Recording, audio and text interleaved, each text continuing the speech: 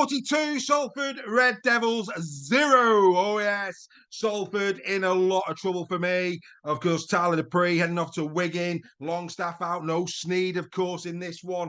They really are all over the place at the moment, are the Salford Red Devils. No Tim Lafay either in this one for the Salford Red Devils. Some key personnel missing. A lot of people from the outside looking in, really concerned for Salford. A lot of talk over their financial position at this moment in time, and they just seem to be in free fall. But let's take nothing away from the Catalan Dragons, the league leaders shield elect. Oh yes, I can't see anybody now pegging them back, if I'm being perfectly honest. I think that 4-point cushion that they've got at the top of Super League is pretty damn good at this stage of the season from them, and the manner in which they are playing rugby league football at this time really does set them apart. They've had some great wins, haven't they, of late. This just another one of the many that they've had. Of course, the win against St. Helens the week before, real solid, tough game that 2 weeks ago, and now a real solid home performance, always good in Perpignan, and yet again, they have done it brilliantly well. Man of the match for me, probably Adam Kieran. I mean, man, off to Wigan at the end of the season, and I think that Catalan will be devastated to be losing him, quite frankly. 2 tries in this one, an assist, 104 metres from 10 carries, 4 from 6 goals. He had a brilliant game. Tom Johnson with a brace, another brace for Tom Johnson. Now 2 points clear of Josh Charlie in that hunt for top try scorer. It'll go all the way down to the wire. That one, another good performance as well from Tyrone May, a try and assist in this one from Tyrone May. Mickey McAlorum 2 assists as well in this one. McAlorum, of course, staying on for another year at the Catalan Dragons, and Sam Tompkins a try and assist. All in all, Catalan, for me, the surprise package, one of 2 surprise packages, maybe 3 if you include KR, certainly Lee Leopards and Catalan. Nobody expected Catalan to be leading the league at this stage of the campaign and playing the rugby league that they are. They are a real quality, solid unit. McNamara has got them playing some great rugby league football. Where now for Salford? I mean, Salford Red Devils, it's just going from bad to worse. 4 defeats now on the spin. Let's recap what's happened to Salford over the last 4 weeks last 5 weeks in Super League. My apologies. Going down 26 points to 6 against Wigan. Then they lost 32 points to 6 against Wakey. Then a real tough one to take, a 16-14 defeat to Leeds. Then a 24-22 defeat to Leeds. So very competitive in them two. And then blown away 42-0 here by the Catalan Dragons. I do feel as if Salford now will not be in the top 6 come the end of the season. This is a real opportunity now for the likes of UKR to press on. Leeds, I think, will overstep them as well as the season goes on.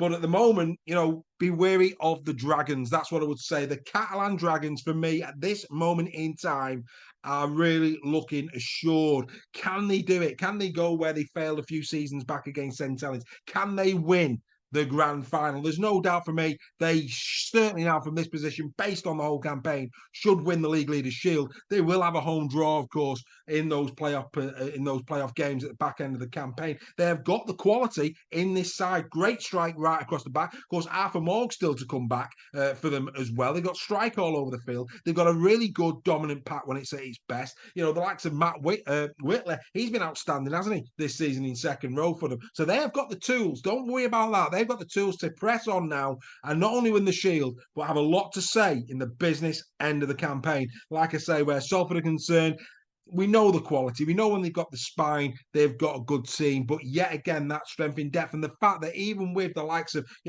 question marks over Lafay, Sneedy out, etc., the fact that they're starting to let players go mid-season. I mean, how much Warrington had to play with a Longstaff one, I'm not quite sure. But certainly the Dupree one, that's a bit unfortunate at this moment in time. A lot of rumours, of course, that Brodie Croft could be off to the NRL at the end of the season.